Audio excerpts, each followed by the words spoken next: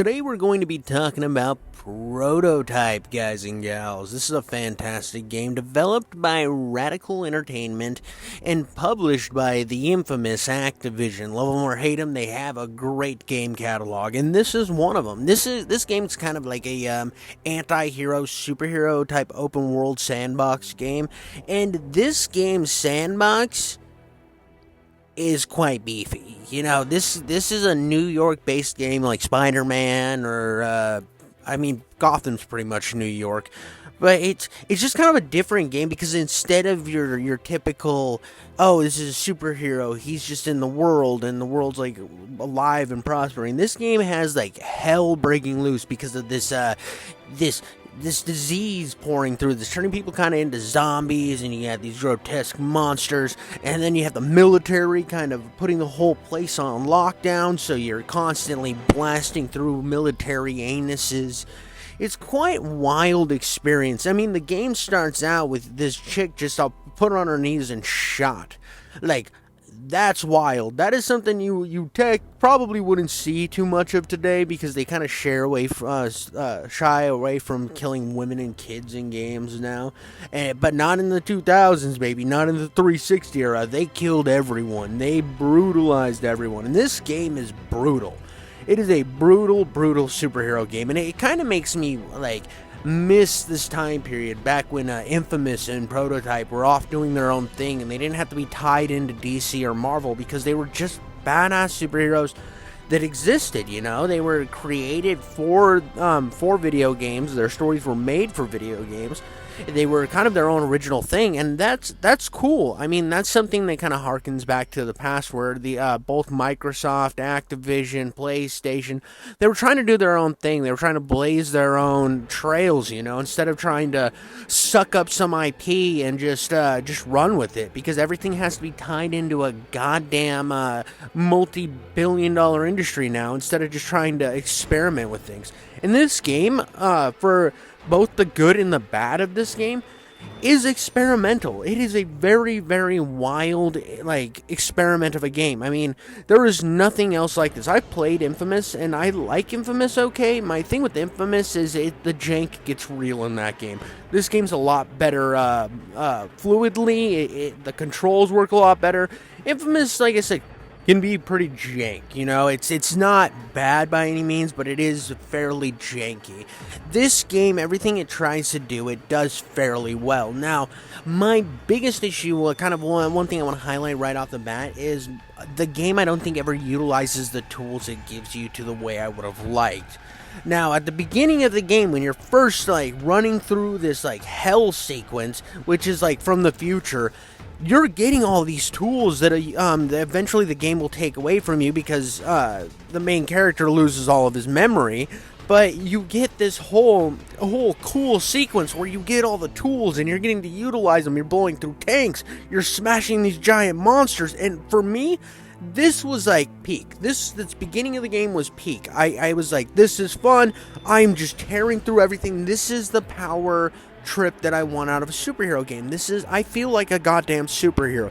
The combat is fluid and quick, and everything I'm doing is cool, and I'm slashing people down. Everything was so much fun. And when the game does eventually take everything away from you and you start from square one, to me, I get that you need to have progression in a game, right? I get that.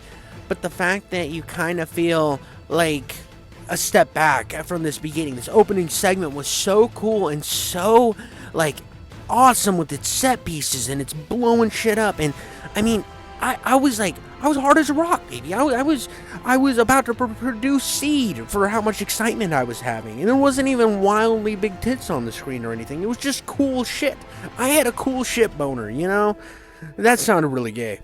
But so be it. So be it if I'm a little gay for cool explosions and shit. And I'm not gay for like whatever buttholes or whatever gay people do. Or if it's lesbians, it's like pounding each other's pussies together or whatever you want to conflate into that. But for me, this game was there. I loved the combat. For me, this is a way better style of combat than, let's say, your Arkhams or your Spider-Mans. I don't like that parry-based combat mechanic. I like the hack and slash, explosions, fast moving, and, you know, even when I got my stuff taken away and I finally got to explore the free world, or the open world, the free world. We were stuck under oppression, but now the world is free. But once I started exploring the open world, I mean, this game has some pretty great traversal mechanics as well. I mean, a lot of people like to, make 675 videos about how great Insomniac's Spider-Man traversal mechanics are, but this game seems to have kind of faded off into obscurity when its traversal mechanics, I think, are just as good.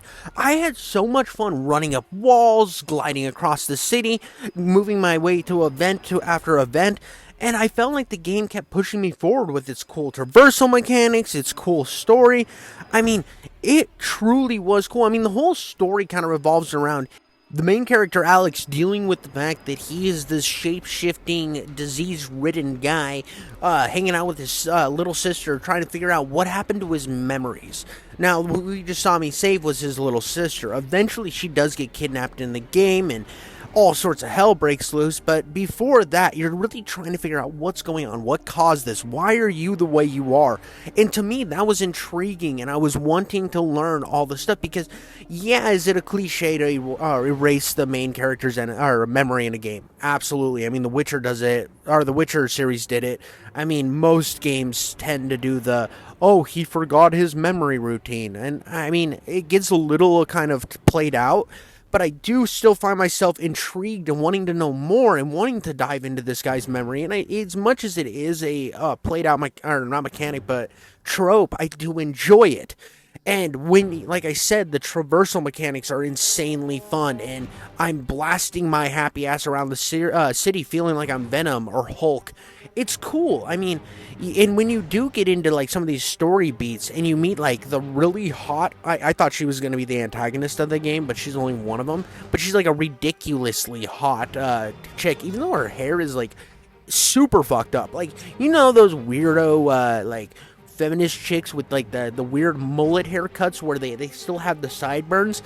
Her hair looks worse than that somehow, but she's freaking hot, so I give her a pass. I give her a pass for that juicy ass, if you know what I mean. You feel me.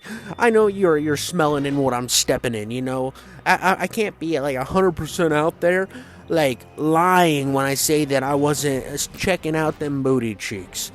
It's just something. But look at that hair. Look how fucking jagged that shit is. It looks awful. It looks terrible. But I mean, I can't fault the gal, considering she's been an experiment from the time that she was a child. The military basically found out that she has the potential to become a super carrier of this prototype infection. So at the end of the day, you kind of can't fault her for being in a lab, so somebody else was cutting her hair. I don't know why they just didn't give her a flat top. That would have made more sense. But again, back to the gameplay. This game isn't just your typical blast or hack and slash. It also has weaponry that you can pick up and shoot, so it becomes a third-person shooter. Which, when you play a game like Infamous, which this game is constantly compared to, so I'm going to be making some comparisons. Keep in mind, I do love both games. I don't think I've made an Infamous video yet, because PlayStation's kind of being a pain when it comes to downloading footage, so I kind of haven't been playing a lot on my PlayStation. But when it comes to these two games, I think this game not only does the shooting better, which Infamous is more of a third-person shooter open-world game than it is a combat game, because the actual hand-to-hand combat game in the Infamous games isn't great. But this game, I feel like, does the shooting better, does the traversal better, it does almost everything better than Infamous, which came out a month earlier. Infamous, shows its age on its shoulder. This game could have came out yesterday, and I still, the mechanics still hold up. This game plays really, really well.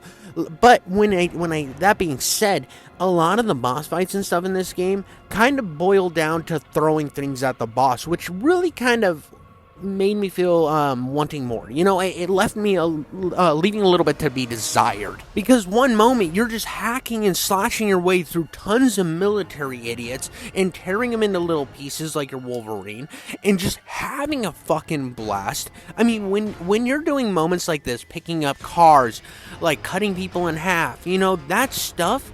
Oh, and absorbing them. That's how you get health in this game. And one other issue I have in this game is when you do absorb people to get health, I don't feel like you get enough health from it, I don't ever feel like when you're in these big boss fights, you're constantly wasting time running around picking people up and absorbing them instead of actually, like, going out there and tearing shit up. It seems to like stagnate your fun. It gets in the way. It's cock blocking your enjoyment. When if the game would get out of its own way, it would be an absolute banger of a game. Now, I have no problem with the difficulty in the game, right? I understand that games have to have challenge, but at the same time, I feel like instead of the challenge being the priority, it's a lot of times just running around looking for health. And I get what you're saying. Just get good, don't fucking take any hits. Yeah, I know, but every once in a while you're gonna mess up in life. Life is not an easy run thing, but when you mess up, usually in a game you want to bounce back a little quicker, because this isn't real life, this is a video game. So when you do get your ass kicked and you need health, it's just, I don't know, for me, it got a little annoying just constantly looking for somebody to suck up into my body, and then when I do suck them up, I have to watch an animation that a lot of times I'll get hit by, some random other guy and then get kicked out of the animation. The healing mechanic in this game, as cool as it was, I think if it had a faster animation, it wouldn't have been a problem for me, but a lot of times I was sitting there watching the animation and I'm like, okay, this is gonna kill me. And it sucks because earlier on when I did have these combat encounters and boss fights, I was like, oh, okay, so we're doing everything is a distance thing, nothing's close and personal, and the fights that are close and personal, you don't do enough damage. So you basically are doing just your launch attack or your sky attacks on them constantly, or you're throwing stuff at the boss. It's never actually utilizing your powers. So a lot of times when you do do your cool in your face action, it's at the point that it doesn't matter anymore. I don't know. For the boss fights, it kind of upset me that I was constantly having to do launch attacks. It was just why can't the boss fights be geared around my actual combat style? Considering your arsenal when it comes to distance attacks is very, very limited. I mean, you do eventually get Devastator moves that help, but at the same time, when the game's centered around this action style combat, why wouldn't you make the boss fights kind of geared toward that? It feels like they didn't really know how to make the boss fights in this game, so they were just well, we'll just have him throw cars. We'll just have him do a launching kick. We'll just have him do this ground spike thing, and it's just, I don't know, for me, it really kind of put a damper on the boss fights. Especially when it comes to the actual gameplay of the rest of the game, and you feel like you're picking up guns, you're blowing things up, you're tearing things down, you're having a good time. Everything feels really fluid in the rest of the game, except for the boss fights. They feel almost like a halt of the pace that you're setting. I mean, there was one boss fight that I kind of had fun with, and it's a giant flower that comes out of the ground, which I do have footage of here in a bit, I believe. But for the rest of the boss fights, it really came down to, pick up a gun, shoot them, or do a sky kick. And it's what about my cool spike hands, or my giant blade for an arm, or my giant fucking rock fists? What about those? And it's those don't matter. And that kind of sucks, because again, when you're doing all the multiple billion other things in these small missions, it's a fucking blast, dude. This game is so much, it's an adrenaline junkie type game. It is a fucking hell of a ride. I mean, you're driving tanks around, you can steal a tank at any time from these outposts set up by the military, and just cause some friendly fire-ass damage using the same weapons that the military is going to use on you, which is cool. And the way you achieve being able to drive the tanks and the helicopters is by absorbing a tank driver, absorbing a helicopter pilot, and that's cool. I feel like the fact that you can rip somebody's entire memory and experience out of them and utilize it for your own carnage on this city is a very innovative idea. And some of the cool moments where you're fighting in an arena with like these giant monsters is super sick. Now I do think that they throw like 1 billion of these monsters at you later, and sometimes they throw this stuff at you before you're ready for it, which comes to the difficulty position of the game, you know, because again, a game has to spike in difficulty eventually, and when this game does spike, you feel it until the game gives you more of an arsenal to deal with these foes coming your way, and that's when you start unlocking these different powers. And once this game unlocks the floodgates of letting you like have all of the powers, it's not like it drip feeds them to you, right? The first thing you get are the claws, and you run with the claws for a good while. You have them for a long amount of time, and then you hit a point in the game where it's like you get armor, you get a whip, you get the blade arm, you get the rock fists. You have all these different things in your arsenal, and you can just unlock them using the experience that you gain from all of those missions, being the spike hand guy. And once you get the full arsenal, you feel like a fucking god, dude. You feel like an absolute badass, and it's just such an amazing. Oh my god, do you see this destruction happening on screen? How much asshole I'm tearing open? It's insane. I mean, if I went into like a vagina with this much power and like angst, bro, never being right for anybody else again, I'd have to marry him. You know, I'd have to marry him because I would have ruined that for anybody else. I would have turned it into a roast beef slamwich, you know what I mean? And that's cool. It's badass. And this game has super badass moments. I mean, running through with grenade launchers, blowing things up. Do you need to use it? No, because you have better powers. But it's fun, so you want to experiment with your different arsenal that you can pick up and utilize and like explore different gameplay movements. And that's insane. And the freedom this game allows you is something that you don't see a lot anymore. I mean, even Just Cause hasn't made a good game since like Just Cause 3. I mean, I know only Just Cause 4 came out, but at the same time, this feels like Just Cause is, except for with superpowers. And that's kind of what I want out of a superhero game, is to give me the tools necessary to have fun and let me have fucking fun. And as you do progress through this story, it's interesting enough to keep you going. I do think it's kind of leaves a lot to be lacking. I mean, once you get your sister back from weird, sexy, broken, fucked up hair girl, you're like, okay, cool. And you get to do a huge boss fight against like this super mutant, which I will show you in a second. And the thing that kind of let me down in this game is you go from fighting this super mutant guy that is like this colossal, and when you first fight him in an arena, you're like, oh, okay, so I'm stealing tanks, I'm shooting him, I can't use any of my cool powers because he blocks them all. And you're like, that's kind of lame, because that kind of limits my arsenal to stealing tanks and shooting at him or throwing things at him. And that's basically what the end boss is too. You just refight that same boss from midway through the game, and to me that's lame. And I didn't put any footage of me fighting the giant flower creature in this game. I did forget to put that in here, but play the game yourself, experience that for yourself. I don't need to fucking show everything to you. You guys are grown-ass adults. Go buy this game. It's constantly on sale, and it's super fun. It's definitely worth their time. But again, when the boss fights happen and you're doing everything from a distance instead of up close and personal, I think it's kind of an L. It doesn't make the game bad by any means. It just kind of leaves me wanting more. Which I guess it's good that this game got a sequel, so I will get more out of the experience eventually.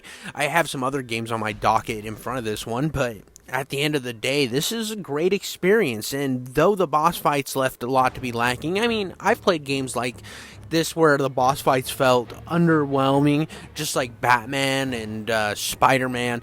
But it's kind of a theme when it comes to superhero games in the modern era, you know? Come to think of it, it's like kind of a lame thing that you run into. But basically the premise is the game rocks.